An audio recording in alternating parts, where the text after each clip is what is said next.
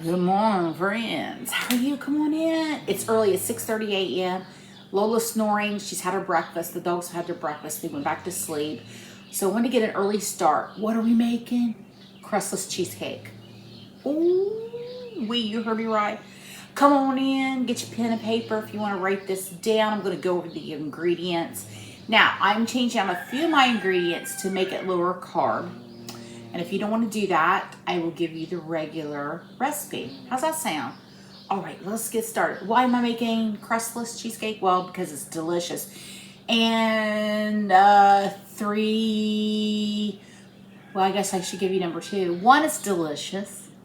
2, it's lower in carb. And 3, Mason just had his braces and wisdom teeth taken out. I think it'd be a little bit easier for him to eat. So there we go. All right, so let's get started. Preheat your oven to 325. I feel like I'm doing bingo. 325.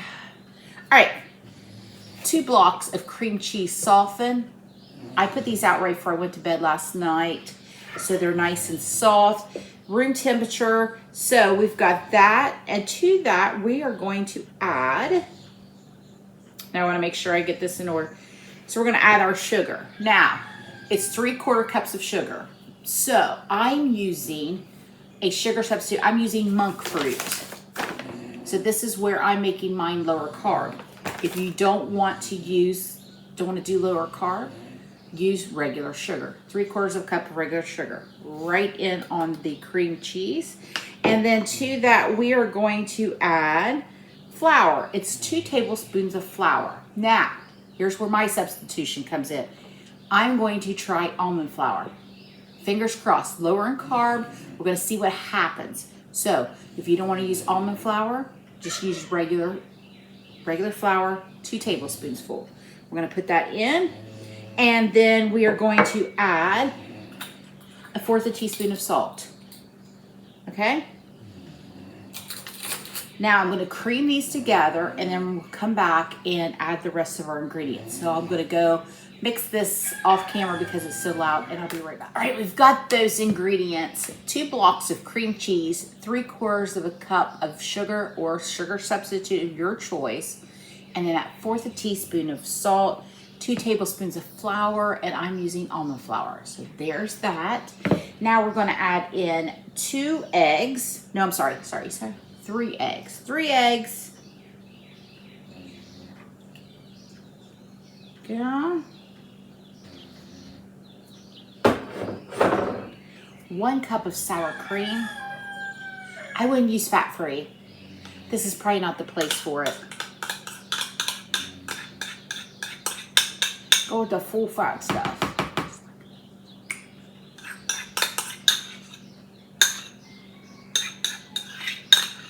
All right.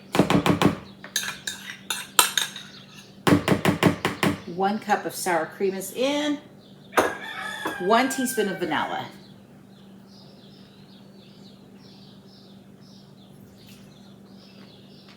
All right, I'm gonna go mix that up, all of those ingredients up, and I will be right back. So we've got our mixture all mixed up. There we go, look at that. It's creamy and dreamy.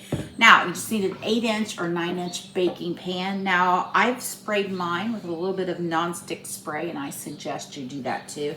And we're just gonna pour it right into our baking dish.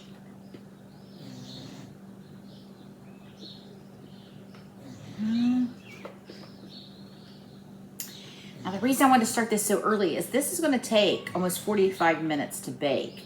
You know, cheesecakes take a while. So that's why I wanted to get an early start. That way it's cool so we can have it for dinner this evening.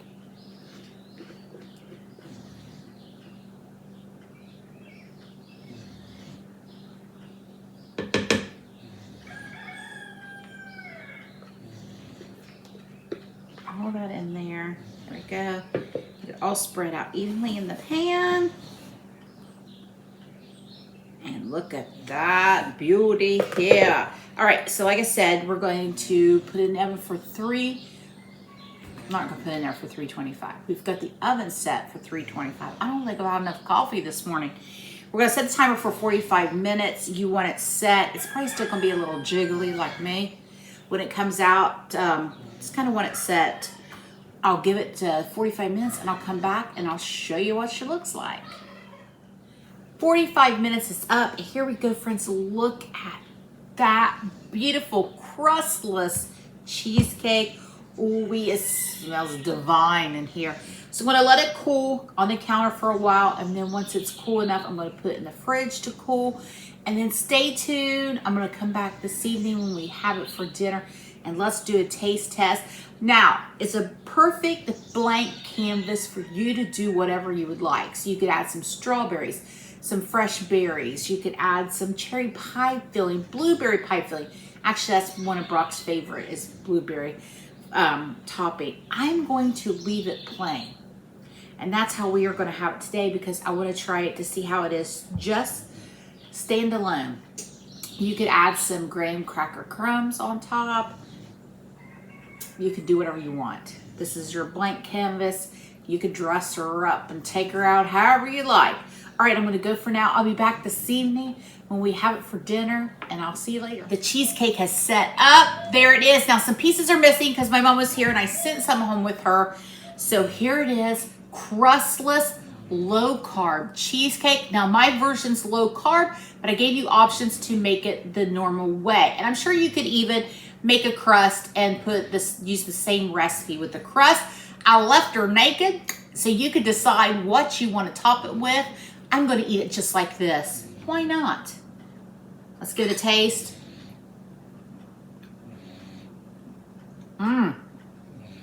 Oh my. That's delicious. If you like cheesecake and you don't like the crust, or you don't want the carbs like me, listen. Some fresh strawberries, any kind of fruit, whatever you want to top with. Delicious. Make it so simple. I'm sure you have all of these ingredients in your pantry, in your fridge. You may have to go get your cream cheese. But anyway, fabulous. And look, there's just enough. I think that's a nice portion size there. All right, I'm gonna go. I hope you have a great day. Thanks for stopping by and hanging out with me, Krista's Country Kitchen. Bye, friends.